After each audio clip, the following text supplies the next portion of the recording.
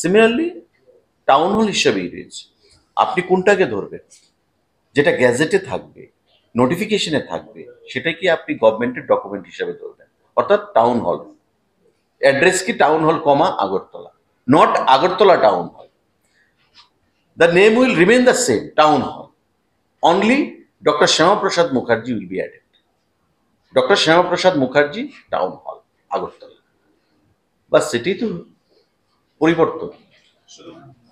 আপনি বলছেন বিরোধী দল নেতা, আমি যদি মানে আপনাকে উদাহরণ হিসাবে বলি যে ফেসবুক যদি আপনি খোলেন বা ব্যক্তি বিশেষে যাদের সঙ্গে কথা হয়, তারা প্রায় প্রত্যেকে বলছেন, এবং আমি যদি আরো একটু বলি শুধু বিরোধী নয়, হয়তো আপনাদের সঙ্গে আছেন, আপনাদের মতাদর্শে বিশ্বাসী এমন লোকও বলছেন যে ডক্টর শ্যামাপ্রসাদ মুখার্জিকে যদি যোগ্য সম্মান দিতে হয় তাহলে আন্তর্জাতিক মানের একটি অডিটোরিয়াম গড়ে তোলে একটা বড় পরিসরে এই ধরনের সিদ্ধান্ত যদি নেওয়া হয়।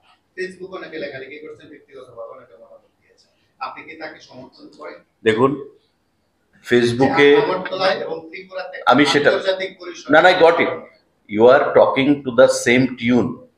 যেটা বিরোধী দলনেতা বলেছেন আপনি সেটাই বলছেন, বিরোধী দলনেতা সে কথাই বলেছেন, ঠিক আছে। আর আমাদের দলের যদি কেউ বলে থাকে ইন্টারনালি আপনাকে বা আপনার মানে কাউকে, সেটা তাদের ব্যক্তিগত বিষয় হতে পারে। কিন্তু ডক্টর শ্যামাপ্রসাদ মুখার্জির নাম এই টাউন হলের সঙ্গে যুক্ত হলে তাতে কোনো আপত্তি আছে কি?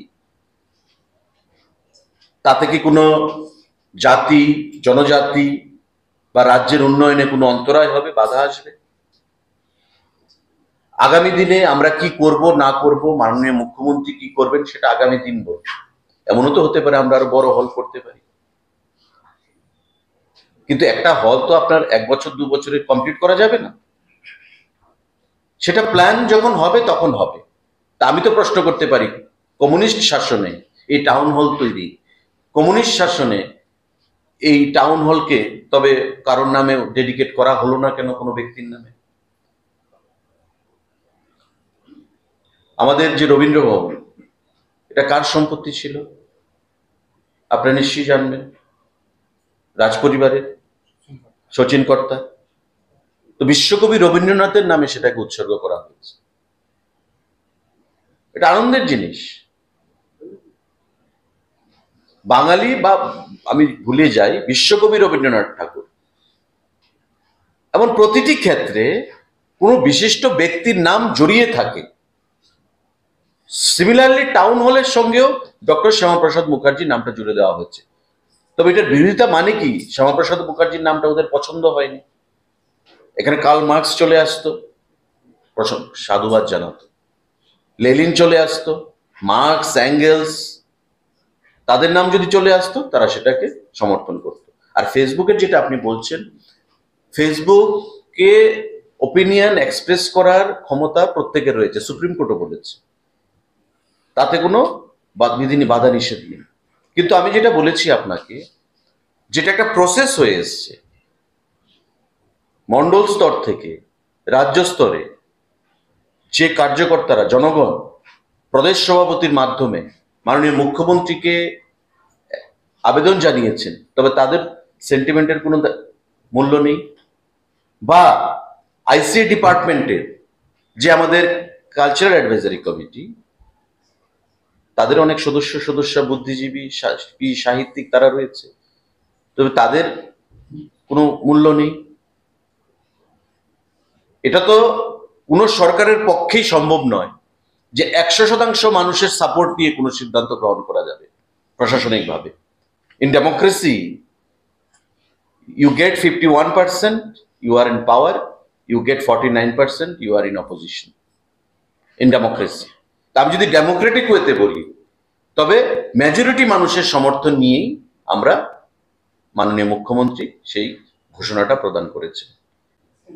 আগামী দিনে যদি প্রয়োজন হয় বা উপলব্ধি আমরা রয়েছে মাননীয় মুখ্যমন্ত্রীর, আমরা একটা বড় অডিটোরিয়াম করব, তার জন্য জায়গাও দেখা হচ্ছে শহর বা শহরের আশেপাশে, সেটা পরবর্তী পর্যায়ে আসবে। কিন্তু বর্তমানে যে সিদ্ধান্তটা নিয়েছে, আমরা সেই সিদ্ধান্তটা নিয়ে কথা বলছি। ভবিষ্যৎ নিয়ে আমরা কেন বলবো যে ভবিষ্যতে হল হলে তখন ওনার নামে নামকরণ করবেন? এটাকে করা যাবে না। এটা যে করেছেন মাননীয় মুখ্যমন্ত্রীর মুখ দিয়ে যেটা প্রকাশ পেয়েছে, এটাতে নেগেটিভ কি আছে আমি সেটা প্রশ্ন করছি। নেগেটিভ তো কিছু নেই।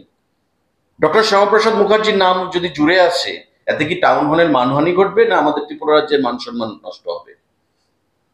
বরং বিশ্বের দরবারে বা জাতীয় স্তরে টাউন হলের নামটা জুড়বে। কারণ শ্যামাপ্রসাদ মুখার্জি শুধু বাঙালির নয়, আমাদের দেশের গর্ব, যার পিতাকে বাংলার বাঘ বলা হতো, স্যার আশুতোষ মুখার্জি। ডক্টর শ্যামাপ্রসাদ মুখার্জি 33 বছর বয়সে উনি ভাইস চ্যান্সেলর হয়েছিলেন। ভারতবর্ষের নেহরুজির ক্যাবিনেটে প্রথম ইন্ডাস্ট্রি মিনিস্টার হয়েছিলেন। এক বিধান এক নিশান এক প্রধান, যার জন্য উনি লড়াই করেছিলেন কাশ্মীরকে ভারতের সঙ্গে যুক্ত রাখার জন্য। তো স্বাভাবিকভাবেই এই নামটা জোড়ার ফলে আমাদের রাজ্যের নামটা বা সুনাম আরো বৃদ্ধি পাবে জাতীয় স্তরে। ত্রিপুরা রাজ্যে অনেকগুলো টাউন হল আছে সারা রাজ্যে, কিন্তু শুধুমাত্র এই টাউন হলে কেন বাছাই করা হবে? আপনি এটা প্রশ্নটা আমার মনে হয়, ত্রিপুরা রাজ্যে অনেক টাউন হল মানে আগরতলার মধ্যে কয়টা টাউন হল রয়েছে? প্রশ্নটা হচ্ছে আগরতলাকে নিয়ে। ত্রিপুরা রাজ্যে অনেক টাউন হল তো লেনিন স্টেলিন ওই বিভিন্ন প্রাক্তন মুখ্যমন্ত্রীদের নামে উৎসর্গিত করা হয়েছে, ঠিক আছে? আগরতলা শহরকে নিয়ে, this is the state capital, state capital নিয়ে কথা হচ্ছে। যেমন তো আপনি কর্ণাটকে অনেক টাউন হল রয়েছে, তো ব্যাঙ্গালোরের টাউন হলকে কেন বিশিষ্ট ব্যক্তির নামে উৎসর্গ করা হলো? ওয়েস্ট বেঙ্গলে অনেক টাউন হল রয়েছে, তো কলকাতার হলকে কেন নামে উৎসর্গ করা হলো? ঠিক আছে, আমি বলবো এই বিষয় নিয়ে যাতে কোনো ধরনের নিজেদের মধ্যে কোনো বিভ্রান্তি না থাকে, যেটা বিরোধী দলনেতার উদ্দেশ্য ছিল বিভ্রান্তি ছড়ানো, তার থেকে দূরে সরার জন্য আমি প্রত্যেকের কাছে আহ্বান জানাচ্ছি। ধন্যবাদ সবাইকে। সবাইকে ধন্যবাদ।